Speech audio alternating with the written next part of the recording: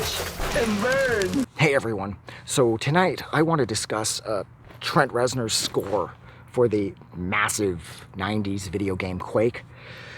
Now this was re-released on vinyl, I believe, just a little while ago through the Nine Inch Nails official website, which is cool and everything, but I've had this score on a shareware copy of Quake that I got back when I was a kid, back in high school in the 90s. So I've been listening to it off that disc for decades. So, I mean, I love these vinyl re-releases and everything, but I don't really care either. I don't listen to a lot of vinyl. They're cool and everything, but as it stands right now in like July 2023, my fucking turntable isn't even plugged in. I haven't touched vinyl. The last record I listened to was like Taylor Swift's The Lakes. So that was like, and she released that for Record Store Day like last year, I think. So I think it's cool when they re-release stuff like that. But then for people like me, I would prefer to have my original shareware copy that I got back in the 90s. I couldn't even tell you where I got this from because I have no memory of wanting Quake. I was more of a Doom guy, and I was playing Heretic too quite a bit. But I couldn't get into Quake. I've tried a bunch of times. But then when I got into the Nine Inch Nails, it did sort of round things out better for me. I was like, oh, well, Reznor did this score, so maybe I can like the game now. Because for some reason, when you're in high school, that kind of shit makes sense. Like, if you like, you know, one thing the person does, why can't you like something else that they're sort of involved in? You know? I don't like Quake. I've never been able to see the game through. Like I said, I was a Doom person.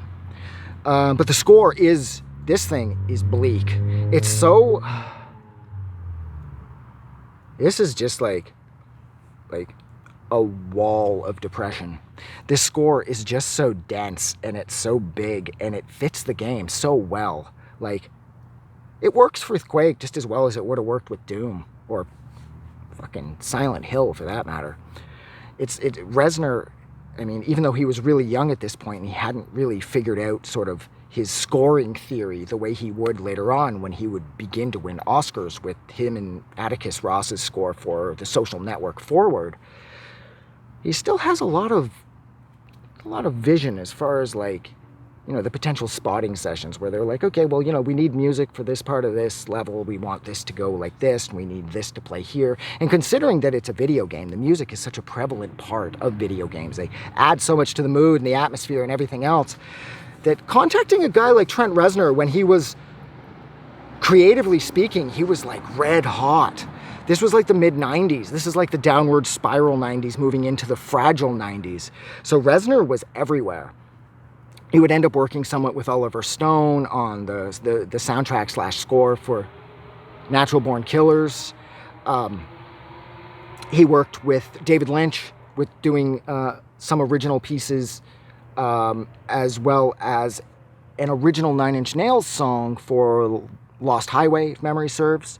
And then, like I said, you blink, and then David Fincher's movie for The Social Network, the score would be done by Trent Reznor and Atticus Ross, who by that point were the Nine Inch Nails. And that was Reznor's first sort of proper score. And it's exciting because I've loved Reznor like my whole life. So having this with me for as long as I have is cool. And I've attempted to shoehorn myself into liking Quake, but the only thing I like about it is the score. I mean, my favorite tracks, even though I will argue you probably shouldn't pull tracks out of this, I have done it here and there. I do prefer to listen to this in one complete, like sort of from start to finish. But on intermission, holy fuck, I can't even read that. Let's see, intermission, Necropolis, Showdown. What's my other fuck? I think it's Under Earth is my other favorite one. I can't remember the name. I didn't write it down. Shit, now I can't remember. But it doesn't matter. This score is scary. It's so like cacophonous. Like it's like one giant cacophony of intimidation. Like it's like this is like the audio equivalent of staring into an abyss, you know? Yeah, actually, that's a good way to end this. So I'll leave it there. So thank you so much for hanging out with me while I discuss Trent Reznor's score for the late 90s or mid-90s video game Quake. Like always, if you like this review, don't forget to do something nice for somebody. But please, most importantly, do not forget that the world actually is a better place because you are in it. I'm going to go. Have a good night.